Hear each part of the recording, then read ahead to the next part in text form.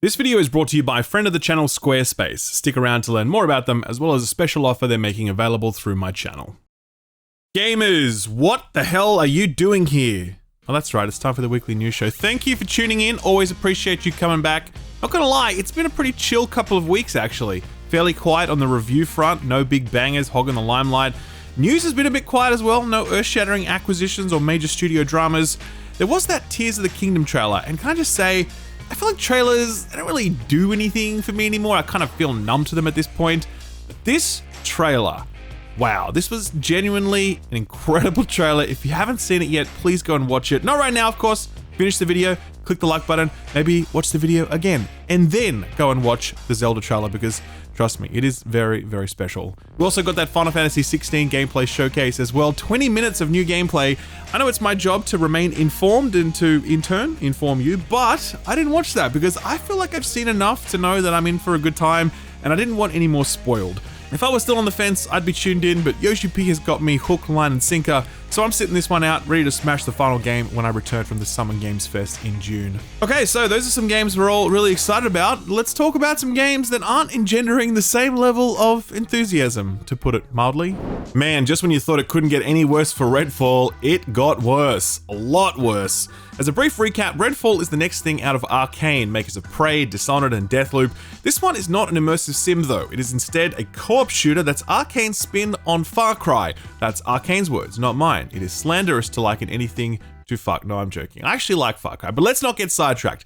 Hands-on previews for the game have been mixed. Definitely some positive sentiment and some optimism, but also plenty of concerns. Namely, the world being kind of empty and vapid, the enemy AI being dumb as a bag of doorknobs, and the PC performance being concerning. There was also a lot of anger at the reveal that Redfall would require an online connection, even when playing single player, a decision that would have meant the title is totally unplayable for those without a reliable internet connection, and that ultimately the title would be delisted and decommissioned when one day the servers are turned off. Bethesda have since announced that they're reversing course on that decision, but did not provide a timeline for when that will be. Things got even worse when IGN released some gameplay of the title, and yeah, it wasn't great. The person playing it wasn't showcasing the game's full potential, or at least we hope not, and in general the boss encounter just looked kind of boring. One interesting thing about the hands-on gameplay session that Bethesda hosted earlier was that they only allowed single player, no co-op, in a game intended for co-op play. I thought that was very suspect because I've never previewed a co-op game where the developer wouldn't let me play co-op. That doesn't make sense. Games are better when played with other people, and you want your previewers buzzing about how fun it is to play with other people. I wondered if it had something to do with performance, since there were those reports of PC performance being very shaky even when playing solo, so you have to assume that things would have been even worse when partied up. Fast forward to this week, and the official Redfall account tweeted out this banger, quote, "Redfall is launching on Xbox consoles with quality mode only. Xbox Series X 4K 30 FPS, Xbox Series S 1440p 30 FPS. 60 FPS performance mode will be added via game update at a later date," end quote. Quick, Austin, play that sound effect. That is the one. Thank you, Austin. So, I know a lot of people are like, it's no big deal. 30 FPS is fine. Who cares? No, okay? 30 FPS for a shooter feels fucking garbage. This is true. When I play Destiny, there's this bullshit where some enemy types do more damage when you play the game at higher FPS. For real, Bungie haven't fixed this in years. If it were a bug that somehow helped us, Bungie would travel back in time to fix it before we could score so much as a free enhancement core out of it. But because it fucks us, Bungie are happy to let this stay in the game for literally years. Anyway, to combat this, I sometimes have to drop my frames to 30 FPS, and when I do, I'm like, how the fuck does anyone play games like this? This is unplayable.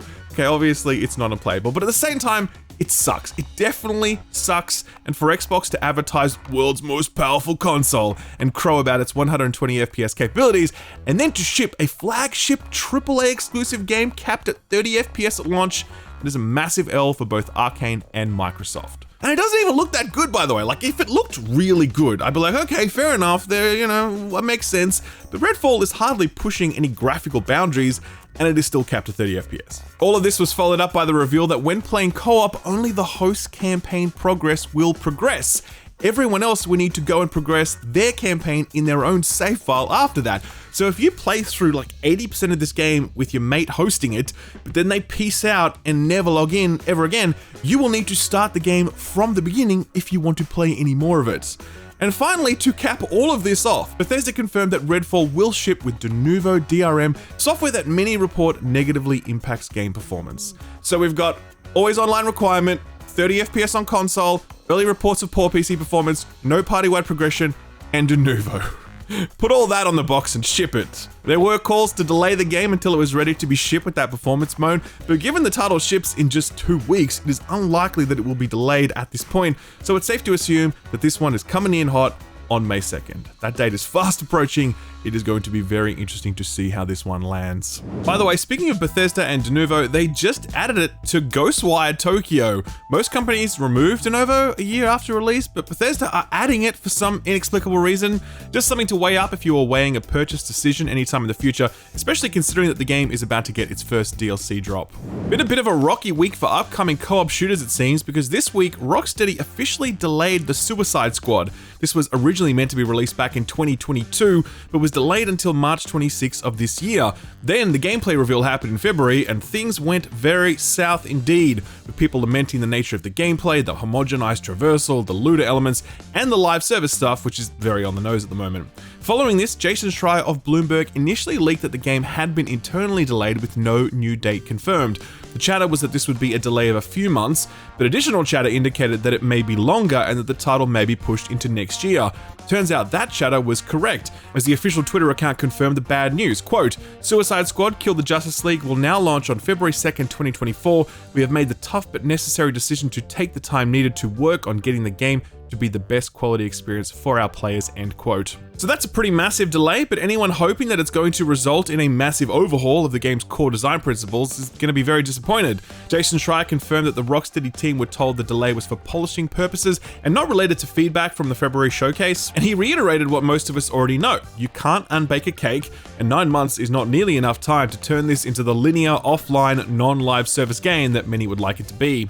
Jez Corden of Windows Central then reported that he had heard that Rocksteady are planning to remove or rework the always online component for the game, but given its live service looter focus, I'd be surprised if that were true. It'd be like developing an offline version of Destiny or The Division. But hey, clearly Rocksteady are at least a little shaken by all this fan backlash, so anything's possible. It wasn't all bad news for live service looters this week though, because Blizzard have just announced that Diablo IV has gone gold. Blizzard tweeted out the news, which locks in that June 6th release date, or 5 days earlier if you purchase the upgraded editions.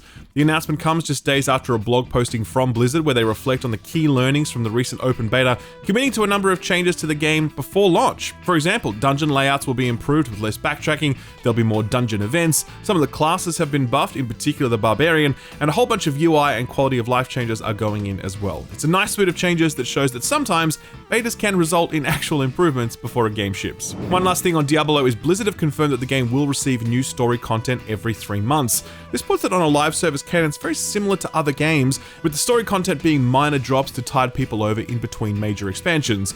No word yet on how often those expansions will drop, but I wonder if they would be annual or close to it, given that Bungie have shown this cadence to be a particularly lucrative aspect of the live service model. As one game begins its live service journey, another comes to its end. This week, developer Media Molecule, most known for their Sackboy games, but most recently for their game creation platform Dreams, announced that the dream was over. Quote, as we continue to evaluate and evolve our priorities for the studio and Dreams, we made the difficult decision to discontinue live support for Dreams after September 1st, 2023, to shift our focus to an exciting new project, end quote. They go on to say that you would still be able to use Dreams and make stuff with it, it's just that Media Molecule will not be providing any new ways to create with it, which in effect sort of spells the end for this platform since game creation tools are often about their momentum. It's a sad end, but not a surprising one. Dreams should have been ported to PC by now, and the fact that it hasn't been is kind of telling. Plus, competing game creation tools like Roblox or Unreal for Fortnite are democratizing the game creation process like never before. Unless Media Molecule and Sony were willing to scale up and bet big on this one, there's every chance it would have been slowly ground down by all that competition. Still, it's nice to know that Media Molecule are working on something else. If I were a betting man, I'd guess this is an actual game, since it's unlikely they want to lace up for another round in that game creation platform space. Okay, here's something absolutely no one saw coming, and I really hope it's true. We may be seeing the return of Lawbreakers. This is not a made-up story, this is real. This week, Lawbreakers creator Cliff Bleszinski tweeted the following, quote, just got a text from my lawyer about Lawbreakers, stay tuned, end quote. For those of you that missed the memes, Lawbreakers was an arena shooter that crated harder and faster than anything, really. It set like a land speed record for failure. But that fucking sucked because it was actually a good video game. I previewed it and I liked it. I tried to review it, but even in the opening week of launch, I couldn't get games because the player population had already dropped so much. Lawbreakers was a victim of a terrible edgy boy marketing campaign and a price tag that made people hesitant to jump in. I shit you not, if you can find a way to bring this game back and make it free to play, I reckon this shit would pop off. No word of a lie. Is that what Cliffy B is teasing here? I don't know, but I certainly hope so. I will keep you posted. And finally, some very odd industry news to finish. Sega has just purchased Rovio, the makers of Angry Birds, for $776 million. So if you haven't heard of Angry Birds, it probably means that you were born after the year 2000. Angry Birds was like the progenitor mobile game. Before the dark times of the current mobile landscape, we used to buy games for a couple of bucks that have no microtransactions or season passes, and we just slingshot cute birds into hastily built towers. That was what our lizard brains were content with back then, and frankly, it was a much better time. Since then, Angry Birds has transitioned into the whole microtransactions mania that defines the current mobile landscape, so much so that Rovio had to delist the classic version of the game because people were playing that instead of playing their new overly monetized trash. Sega purchasing them may not make a whole lot of sense if you just look at the Angry Birds IP, which can't be worth too much at this point, but if you're buying a studio full of hundreds of talented developers who all know how to make profitable mobile games, then there's definitely something in that for the likes of Sega, who don't have a very large mobile footprint at this point. Expect lots of very, very monetized Sonic and Persona mobile games very soon. A quick lightning round to finish off. RTS enthusiast turned presenter Sean Plott, aka Day9, is now entering a new career arc, game dev. He announced on Twitter this week that he had opened his own game studio, that they are funded, that they are developing a multiplayer PC strategy game, and that they are hiring. He joins the small but growing ranks of content creators turned game dev, and I love to see it, especially when there's no NFTs involved. Good luck to him, I say. Honkai Star Rail is the next big thing to come from MiHoYo, the makers of Genshin Impact. It's going to be another free-to-play gacha game, only this time it's in a sci-fi setting. It's hitting at the end of the month, and MiHoYo have just announced that the game has already amassed 10 million pre-registrations. 10 million for a free-to-play gacha game. This is exactly why premium games are an endangered species. Armored Core 6 has just been rated in Korea. That doesn't mean much on its own, as games often get rated well in advance of their release, but it does give us hope that the game will still ship sometime this year as initially planned. Speaking of releasing this year, Team Ninja, the developers behind Ninja Gaiden, Nioh, and the recent Wolong Fallen Dynasty, may have another game in them this year. Speaking to Famitsu, the studio boss said that they have one secret title in development that will ship sometime in 2023. It isn't the Rise of the Ronin, since that's confirmed for 2024. Could it be another Nioh game, or heavens above, an actual Ninja Gaiden game?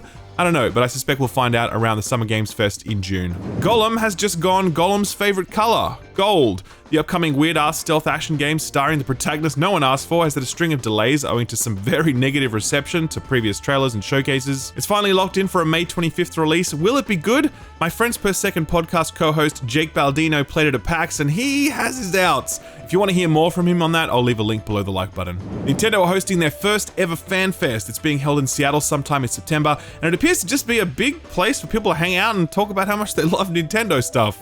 It's yet another example of the new approach the publishers are taking to in-person events since the untimely passing of E3, and I wouldn't be at all surprised if other publishers followed suit with similar events in future. Some feel-good Mario news to finish. The Mario movie has had the highest opening weekend of any video game adaptation ever, and just 2 weeks after its release, it has now made over $500 million at the box office, making it the biggest movie of 2023 and the highest grossing video game adaptation of all time. Take that, Street Fighter. Perfectly timed to coincide with this success, the Library of Congress have just announced a slew of music to be added to their halls. This year had a surprise inclusion, a piece of video game music, the first time they've ever added any video game music to their records. The song in question? The Super Mario Brothers theme. Congress ain't shit, but at least their library has good taste. So what got announced or delayed this week? Well, we'll do some updates first. V Rising is that vampire survivor game that launched into early access last year. It's getting its first major content update soon in the form of The Secrets of Gloomroot, a free update that adds a new biome, new enemy types, and substantially overhauls building by allowing you to build 2-story structures. The update was teased a little while ago, but now has an official release date, May 17th, exclusive to PC. Warframe fans, your time has finally come because the long awaited Deviri Paradox update finally has a release date, April 26th. This new chapter in the Warframe saga is the first major story content in some time, but also adds a whole new playable space, new mission varieties, and some customization options to boot. If you're at all curious about Warframe but feel a little scared off by the size of it, then good news, this update is going to be available to new players almost as soon as they begin the game, so you won't need to play hundreds of hours to be able to get in on the fun, though I do recommend playing through Warframe's other story-based quest content because a lot of it is excellent. A few release date announcements now. The first is for Stray Gods. Now, I had seen the name of this around since it's led by one of the former Dragon Age lead writers, but I hadn't been paying close attention to it. Having now seen some of the trailer, I'm all in. Roll it, Austin. True magic is a different and older power. Ready to face the music?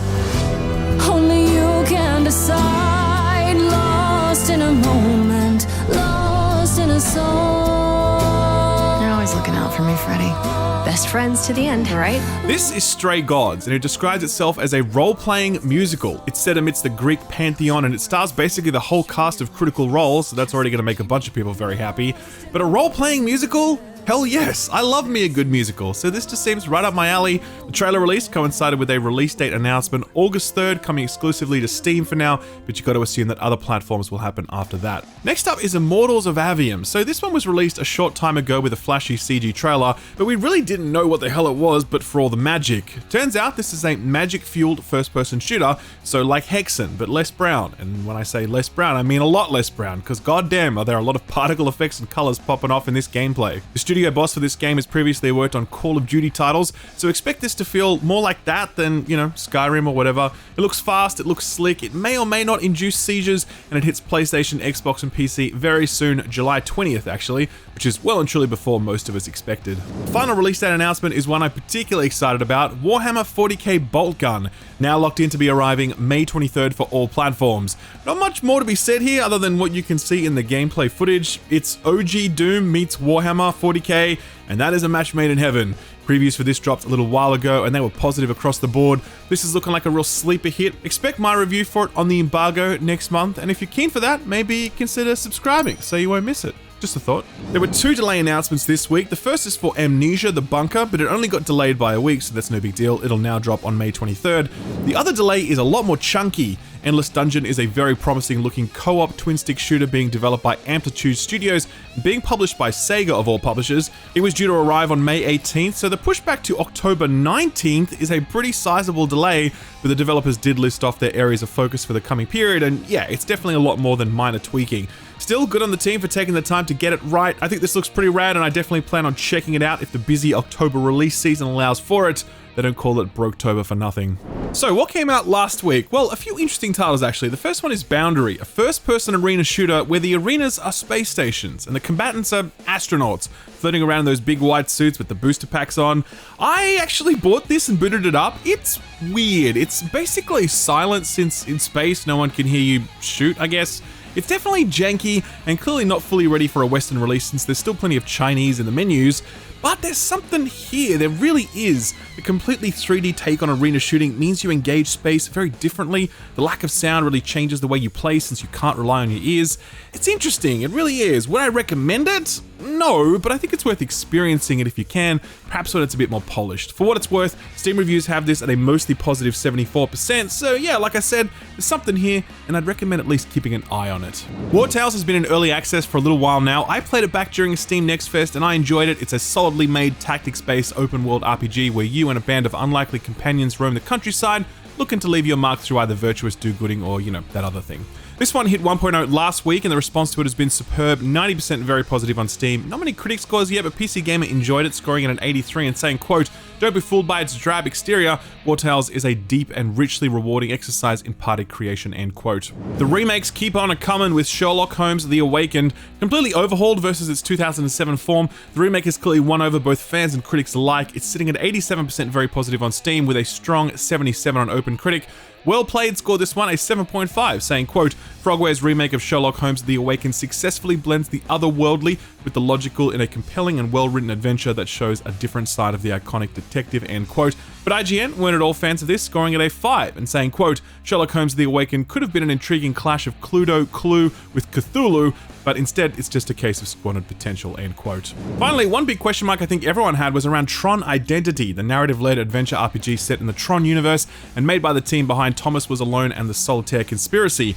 Question mark was, of course, why would you make a game like this? But the good news is that it's apparently very good. Steam users have it at a very positive 91%, and critics have it at a strong 76%. GameSpot liked it, but seemingly wanted more of it, scoring it a 7 and saying, quote, a strong take on a storied Disney franchise is held back by its brevity, end quote.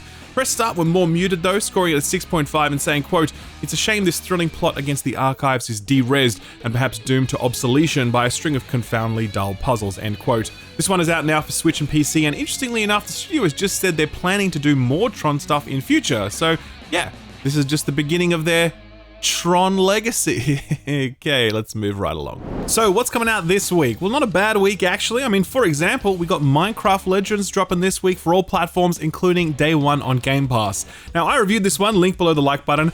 I won't lie, I was actually quite surprised by how poorly this reviewed. I knew some people wouldn't jive with its more clunky elements, but I really thought that this would be getting like, I don't know, 8s across the board, celebrated for its brilliant presentation, its interesting encounter design, and its unique take on the RTS formula. Not so much though, as reviews are a mix of middling to pretty scathing. It's sitting at a fair 73 on OpenCritic. It's not all bad though. The 6th Axis scored this an 8 and said, quote, Minecraft Legends captures the magic of Minecraft in a wholly new way. It's chaotic, it's creative, it's competitive, and it's an absolute blast, end quote. I very much agree with that take. On the other end of the spectrum though is PC Gamer, who scored it a 50 out of 100, saying, quote, an action strategy spin-off that disappoints both genres and misses Minecraft's magic, end quote. And Metro Game Central were on the same page, scoring it a 5 and saying, quote, a failed attempt to turn Minecraft into a real-time strategy game that goes out of its way to be as shallow as possible and is made worse by fiddly controls and terrible AI, end quote. I really did think the positives of this one would outshine its shortcomings, but obviously that's not so for everyone. Regardless, I think it's a great time, so long as you're willing to accept some compromises on the strategy front, and yeah, some jank here and there because the units you command are as thick as the rocks they're made out of. Like I said, this one is out on Game Pass, so don't take my word for it. Suck it and see if it sucks. Spoiler alert, I don't think it does. Feel like another kart racing game? No? Well, too bad, you're getting one. Disney Speedstorm releases on all platforms today. It's being made by Gameloft, who specialize in mobile games, so that's always a great sign. That does mean that this is a free-to-play title, though if you want to play it today, you do need to buy one of the founder packs as the whole free-to-play thing starts later on. This isn't the first free-to-play kart racer, and I suspect it won't be the last. Will it be good? I don't know, man, I really don't have too much interest to find out, to be honest. You know what I am interested in? The Horizon Forbidden West DLC, which drops on the 19th. This one is called The Burning Shore, and to be honest, I have no idea what it's going to contain. I mean, a new location and chapter in Aloy's adventure, sure, but beyond that, I really don't know, and I'm kind of excited just to go into this one totally blind. It's odd to see how little marketing there's been behind this one, but I guess it's just a DLC, so you can't expect Sony to go too crazy. Still, I played through the DLC of the first game, and that was a really good time, totally worth the price of admission. I expect this will be the same story, and I'll let you know how it goes when I report back next week. Final Fantasy Pixel Remaster is a remastering of games 1 through 6. These have already been available on PC for a while, but on the 19th, PlayStation and Switch owners will be able to get their hands on them. Xbox owners, yeah, you're not getting any Final Fantasy games anytime soon. Sorry to say it. Sad times. Speaking of the Switch, there is one Nintendo published title dropping this week, Advance Wars 1+2 Reboot Camp. This one was delayed indefinitely as Nintendo sought to be sensitive to the current state of geopolitics, but they've now obviously just decided to bite the bullet and release the title. This is a top-to-bottom remake of the original handheld classics. I absolutely loved these games, and I have no reason to suspect they haven't aged beautifully. The visual refresh they've received is particularly excellent. So much pop and color on every unit and every battlefield. OG fans, you know what to expect, but first-timers, you're going to love this one. Trust me, it arrives exclusive to the Switch on the 21st. And finally, Dead Island 2 is nearly here after like a decade or whatever. I previewed this one a little while ago, link below the like button. It's not shooting for much and it does feel a little dated, but it's a good time if you're in the mood for some low-stakes zombie smashing fun. This definitely feels like one better played with some mates, and good news, you can play this with up to 2 other friends. It's hitting PlayStation, Xbox, and the Epic Games Store on the 21st. I'm playing through it right now and should have a review up very soon. Alright, time for something a little different, so put this on your radar.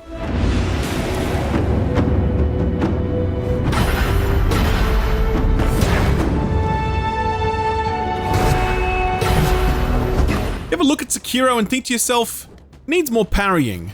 Well, if you did, then Straight Lights is for you. It's a self-published title from a studio called Embers, and this appears to be their first title. It's a third-person action-adventure game where the focus is on parrying your foes, but there's a twist. Parrying isn't just about timing, it's also about aligning your character to the same element that the enemy is when they're swinging at you, which adds a whole new dimension to have to keep in your mind. As tricky as this sounds, the developers are promising that the game will be accessible. They're not looking to make this as tough as a regular Souls-like, but you do get the feeling from watching the gameplay that this isn't going to be everyone's cup of tea. Outside of the parrying, there's also dodging and jumping and exploration and power-ups and all sorts of action-adventure game fare. It looks nice, it looks interesting, I like the look of the core mechanic, and I'll be at least booting this up when it drops on April 26th. If you're interested in this, then I've profiled it over on my Steam Curator page, which also has links to all of the other Put This On Your Radar stuff I've recently covered. I'll leave a link to all of that below the like button. Sort of free stuff time now, and only a few things to shout out this week. First up, as always, is Epic, who right now are giving away the excellent Mordhau and the still in early access Second Extinction, both totally free but only available until the 21st, at which point they'll be replaced by two new titles. The first is Beyond Blue. Imagine the underwater creepiness and story intrigue of Subnautica, but without any of the building, and you're most of the way there. Beyond Blue launched back in 2022 rave reviews, so if you haven't picked this one up yet, it's a steal at $0. The other title is Never Alone, a narrative-led puzzle game made in collaboration with Alaskan natives that brings to life a traditional story shared across generations. Also meant to be pretty great if you're looking for something chill, explorative, and spiritual. The April lineup for PS Plus Extra and Premium was announced this week, and there's some solid titles in the mix. The headline offering is Kena Bridge of Spirits. This one released last year, and we were all kind of nervous about it since they were being a bit cagey with gameplay, but it turns out it was great, and one of the best looking games, like full stop really. It's pretty great to look at. A great action adventure game with some surprisingly challenging boss encounters. Really recommend checking this one out if you haven't. On top of that, Doom Eternal is in there if you haven't gotten around to it. Riders Republic. I know it's fun to dunk on Ubisoft. We devote plenty of time to it here on this very show, but Riders Republic is actually a properly good video game, for real. It's so unique with its mishmash of racing types and how seamlessly you can move between them. Really enjoyed this, definitely deserves a download if you can spare the hard drive space. Finally, speaking of Ubisoft, the Ubisoft Plus multi-access has arrived on Xbox. What the fuck does that mean? Well, Ubisoft have a subscription service called Ubisoft Plus, allowing you to play over 100 of their games on PC. This week, they launched a new tier called Multi-Access. It's a couple of bucks more than the base price, and it allows you to play a selection of their games on Xbox as well as on PC. I feel like anyone who's already playing games on PC probably doesn't want to be able to play them on Xbox, but I don't know, maybe this is good for letting your kids play Rabbids on the couch while you keep plugging away at For Honor and Siege on your PC. Regardless, if you feel like this might be for you, then it is out now. Just head over to the Ubisoft website to sign up.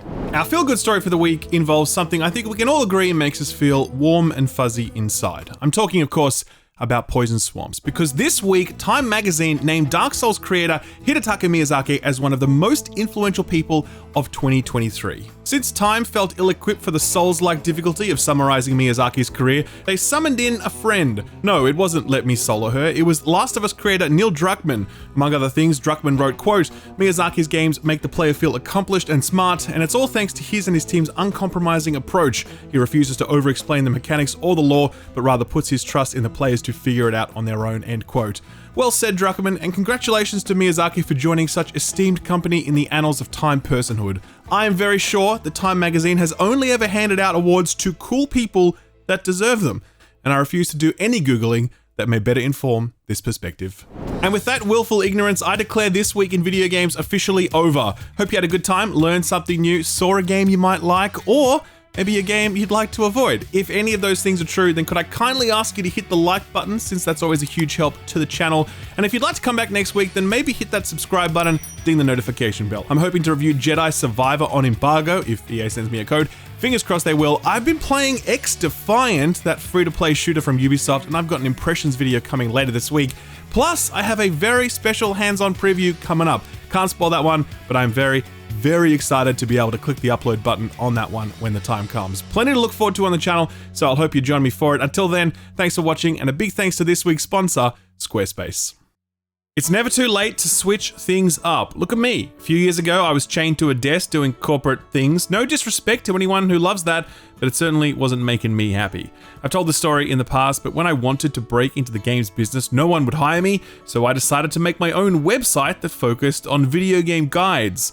The Thing was, I had no idea how to build a website, so I spent a few $1,000s paying someone to build it, and the website was terrible. It wasn't the web designer's fault, it was entirely on me. My idea was very bad. The point of this story was that back then you had to pay someone thousands of dollars to build a website for your business idea, because that was pretty much the only way to get a website made. Not so today, because thankfully we now have Squarespace. Squarespace is the place to build almost any website you'll need. Want to sell handmade candles? You can build a website for that. Want to profile your art portfolio? You can build a website for that. Want to start writing gaming reviews and commentary to shoulder barge your way into the industry? You can build a website for that. Squarespace's intuitive tools allow you to build a professional-looking website in minutes, and their rich suite of advanced features allows you to promote and monetize your work so that you can earn a living from it. So if you're looking for a sea change, you're in luck, because not only is Squarespace free to get started with, but if you use offer code SKILLUP, you'll get 10% off your purchase of a domain name. Click the link below to get started. Thanks Squarespace for sponsoring the video, and thank you for watching it.